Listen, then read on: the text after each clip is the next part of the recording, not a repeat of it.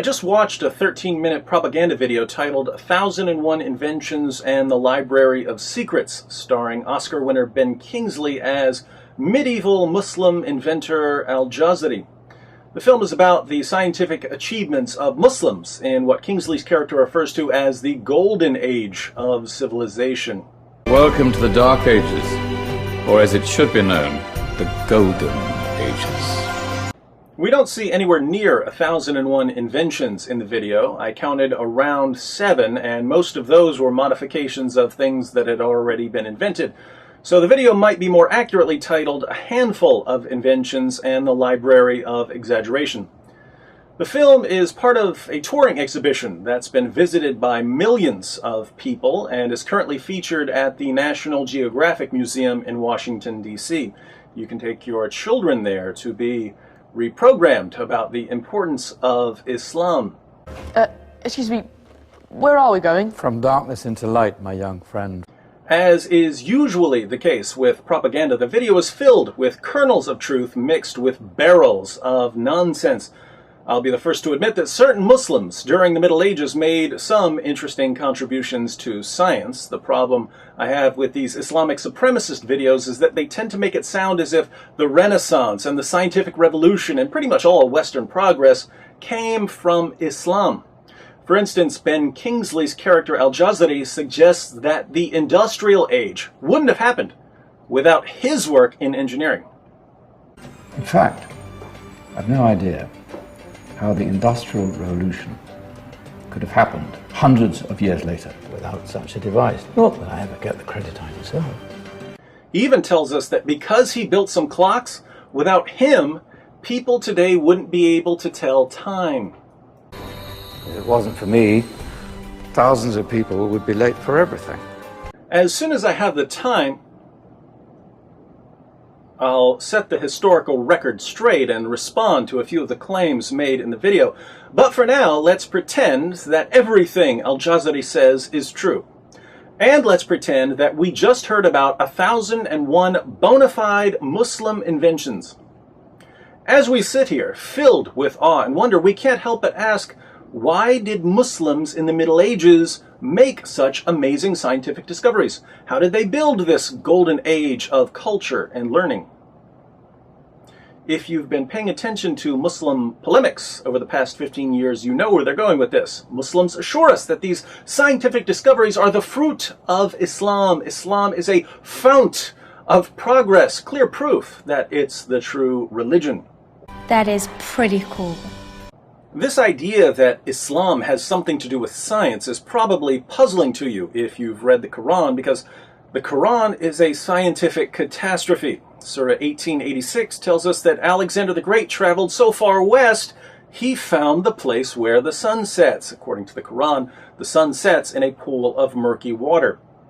Do you know what stars are? According to Muhammad, Surah 37, 6-10 and 67:5 tell us that stars are missiles that God uses to shoot demons when they try to sneak into heaven. When you see a shooting star, it's because God became angry and hurled a star at a demon. The earth is flat, according to Surah 88:20. In Surah 86, 5-7, we learn that semen is produced between the ribs and the spine, and according to Surah 22:5, humans go through a blood clot stage during embryological development. On top of all of this, the Quran repeatedly claims to be perfectly clear, which means that reinterpretation is off limits. Take a look. If you dare. Now, religious beliefs can play a role in scientific discovery. Some of the main figures of the scientific revolution, for instance, believed that because the world was created by a powerful intellect, and because we were created in the image of this powerful intellect, we can go out and discover the laws and principles that govern the world. Most of the time, however, scientific research is pretty independent of a person's religious beliefs. If you're a Christian doing research in the laboratory, you could probably do the exact same research if you were a Hindu or an atheist. But in Islam, there was, indisputably, a very close connection between religious belief, on the one hand, and scientific discovery, on the other. You see, Islam commands its adherents to violently subjugate non-Muslims, and as the early generations of Muslims obeyed this clear command, Islam built a massive empire that stretched from southern Europe in the west all the way to northern India and China in the east. But in a civilization that stretched from Spain to China, the golden rays of discovery and invention shone over everything. As Muslims conquered city after city in the name of Allah, they got hold of the books of the people they conquered. This is how Muslims obtained the works of Aristotle, for instance. Muslims gained knowledge by subjugating people who already had it, and with this constant influx of new ideas and new information into their empire, some Muslims did absorb the material and reflect on it, and in many instances develop it even further. But we have to draw a distinction here between Muslims, the people, and Islam, the ideology. Muslims made certain scientific discoveries, but the only connection between these scientific discoveries and Islam is that Islam commanded the conquering that brought science into the Muslim world. If we ask ourselves what scientific discoveries Islam, the ideology, has produced, we get a very short list. In the past 14 centuries, Islam has produced exactly one major scientific breakthrough: time travel. Any society that truly accepts Muhammad's teachings is mysteriously transported back to 7th century Arabia. Why? Because part of the message of Islam is that Allah wants you to live and think and dress like a 7th century Arab. This is what makes time travel possible. The Quran is the flux capacitor in that diabolical DeLorean known as Islam. And if you jump in the passenger seat, you're not going back to 1955, you're going back to 625, when Muhammad was teaching his followers to dunk disease-ridden flies in their food and to drink water from ponds with dead animals floating in them, and to treat their illnesses with camel urine. What civilization? The Muslim civilization, my young friend. So there were two forces at work during the golden age of Islam. Through military conquest, Muslims acquired entire libraries of data. And some Muslims and Muslim leaders used this data and even expanded on it.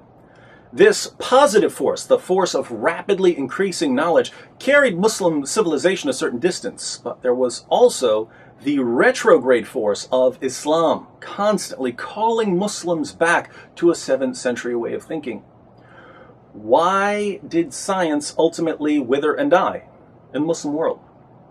Well, since science in the Muslim world depended on conquering advanced cultures, scientific progress was doomed to failure as soon as Islam stopped conquering advanced cultures. Without the positive force of new insights and new research pouring into the empire, Muslims were left with the negative force of Muhammad's intellectually backward, anti-scientific teachings. We can see the results all around us. Where is science in the Muslim world? Who goes to Saudi Arabia to learn cosmology? Here's an interesting comparison. Muslims make up around 23% of the world's population, yet well under 1/2% of Nobel laureates in the sciences, physics, chemistry, and medicine, are Muslims. By contrast, Jews make up well under 1/2% of the world's population, yet around 23% of Nobel laureates in the sciences are Jews. What impact did your era have on the modern world? Muslims today look around the world and see that their contribution to science is disproportionately small compared to that of other groups, and they're suffering from what can only be called science envy. But instead of looking at the root of their problem, Muhammad's teachings in the Quran and the Hadith, Muslims are busy trying to convince us that our scientific achievements are rooted in Muslim scientific achievements, and that the Muslim contribution to science is therefore much larger than it seems. And remember, spread the word. This is a golden age. But let's face it, if I ask, apart from terrorist attacks, what has Islamic culture done for the world? And all Muslims can say is, well, 1,000 years ago, guess what? Their little touring museum doesn't have much to do with modern science. What they've got is the Islamic version of Antiques Roadshow. And as I'll demonstrate in my next video, some of the antiques that our Muslim friends and National Geographic and Ben Kingsley brought to the show, they're fakes.